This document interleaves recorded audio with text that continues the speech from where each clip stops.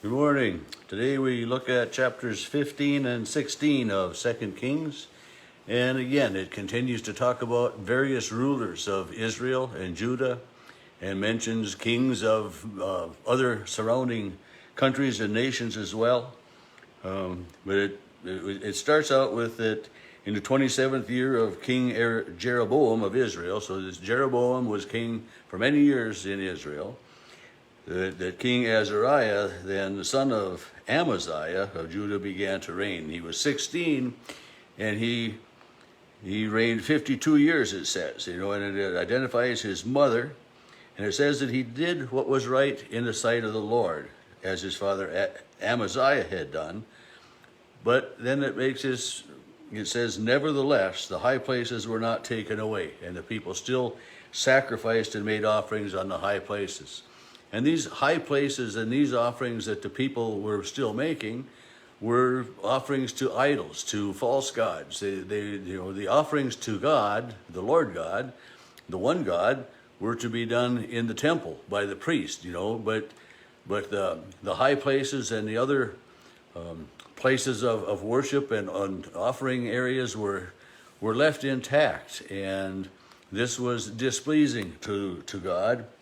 And we're gonna. And there's one of the kings that's gonna, because he left that way and became very complacent, that he became a leper, and then it says lived a solitary life, while his son basically, did most of the ruling. And this wasn't this one, but. Oh yes, it was. But the Lord struck this king, and he was leprous. I was thinking it was the next king, but it was this king that, and so he lived the life of a leper. Separated, alone by himself, and what a horrible way to have to live. No contact with other people, and but that was the punishment that God gave to him because of his refusal to abolish the places of idol worship. And then as we go along, and he ruled, for 52 years, it said. So I don't know how many years he was a leper, but, a good share of them possibly. And then in verse 8 of this chapter, it's in the 38th year of King Azariah, this king. Then Zechariah, son of Jeroboam, ruled over Israel in Samaria for 6 months. So a very short time. But it was a short time because Shallum, the son of Jabesh, conspired against him and killed him in public, and then took over the king, the reign of being the king. A coup d'etat, I suppose we would call that today, or, in history. But, there were just not a lot of friendly things going on so often here. And it, that it tells us right in there now then that Shallum reigned in place of him, and he was a descendant of Jehu, and Jehu had been told by God that he would rule to the 4th generation. And so when this guy took the position as a king, then that fulfilled God's promise to Jehu, even though the sons and the grandsons didn't follow God that very well. But it says then that Shallum reigned then in the 39th year of King Uzziah of Judah. And so again, now here we got King Uzziah of Judah, and we got King Amaziah of and there's just so many kings, and then this one reigned 1 month. This Shallum that had killed the other guy. And then Menahem, son of Gadai, came up and struck down Shallum, and he reigned in place of him. And it's just the duplicity that's going on.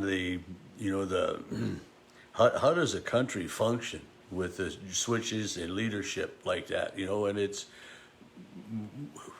a business needs to have leaders, managers, CEOs, whatever they need to have people that follow in order. And if you've got somebody, I mean, if you've got a constant turnover of staff and of leadership especially, it's not good. And this is the way it is for countries. I mean, that's, when they would get a king that would follow God and would reign, or I mean, even sometimes these kings that reigned for many years that didn't follow God, at least there would be a little bit of normalcy for the people. But when one is there for 6 months, and he's there because he killed the other one, and then this guy's there for 1 month, then it isn't conducive to a good society to live in, as far as I can see anyway. But there was just an awful lot that was going on, and then.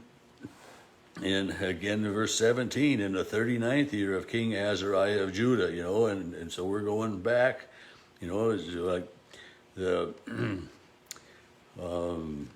Zechariah took in the 38th year, and so here now we're 39th year. 1 year later, we're on to the third or fourth person, and at least this guy reigns for 10 years, so you get some consistency, although he did evil in the sight of the Lord. He did not depart from his, from Jeroboam's ways and all of that.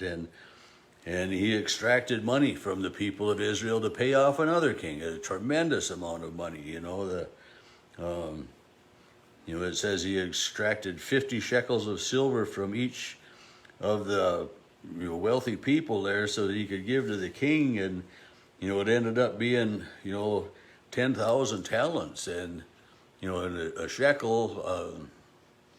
I guess I'm not sure if a shekel like here is the same as like a denarii, and in Jesus' day a denarii was 1 day's wage basically. But a shekel of silver, it says, was about 20 ounces, so that would be more than 1 day's wage. You wouldn't get paid 20 ounces of silver for 1 day's wage. But and then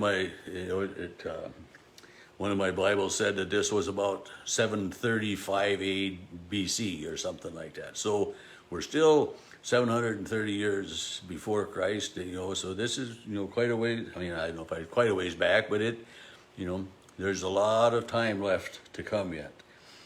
And then a man named Pekah, P-E-K-A-H, Pekah, whatever, began to reign, and one place says that he reigned for 20 years, and another place says 14, 15 years. So there's some discrepancy in the timeline of some of these kings as well.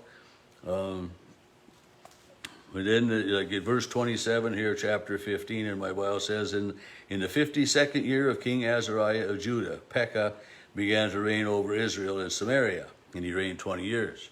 So this 52nd year when of King Azariah, when this Pekah is beginning, is virtually going to be the end of the reign of Amaziah, because it said earlier that he reigned for 52 years. So we're getting we're going to see a new switch in leadership there again as well.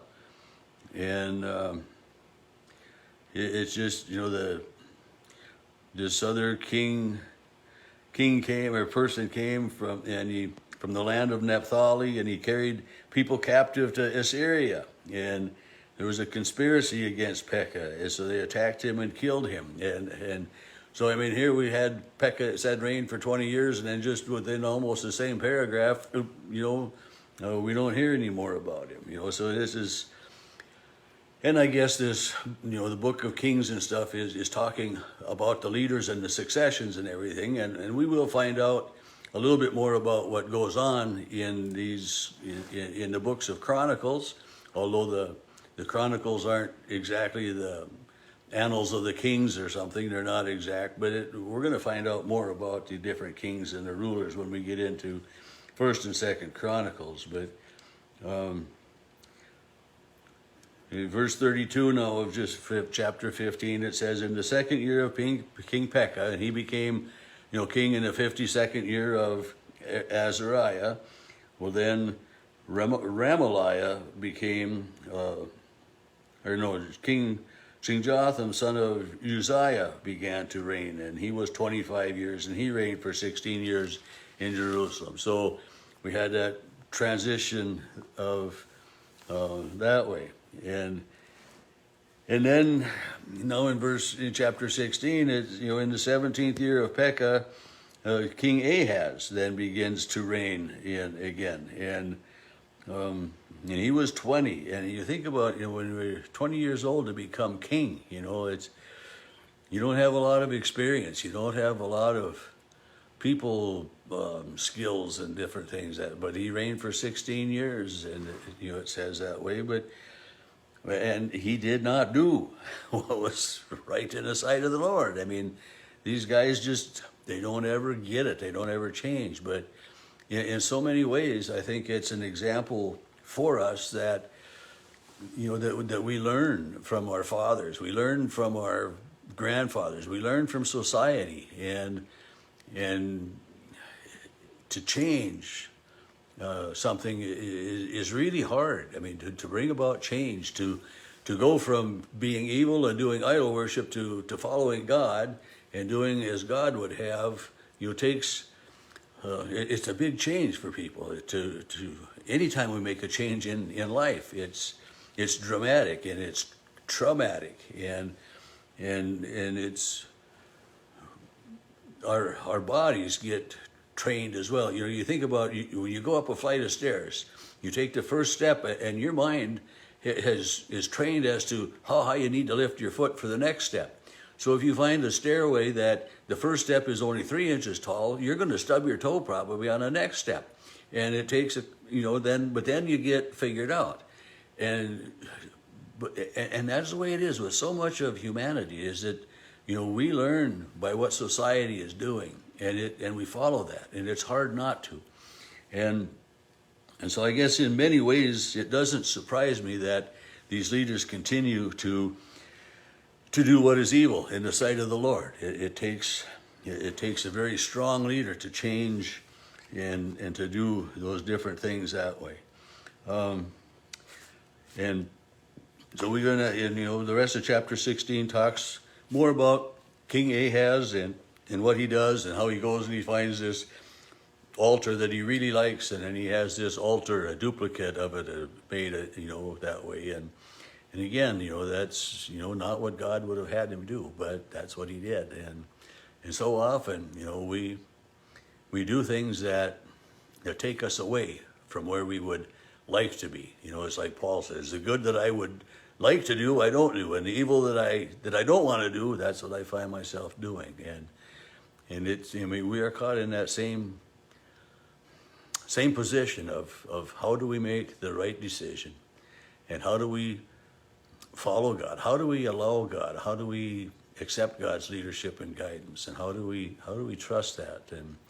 And I think one of the ways that we do that is in our prayer life. We're coming to God and asking Him for leadership and direction, and by surrounding ourselves with people of the same caliber. I remember, just to conclude here today, a person that one day said to me that she started a new job, and one of her coworkers, after she'd been there for a little while, a few days, said, "It's nice to have another Christian in the workplace." So we see it, and if we surround ourselves with Christians and with people with like attitudes and like minds, things are always a lot better. And God always wants that for us, a better life.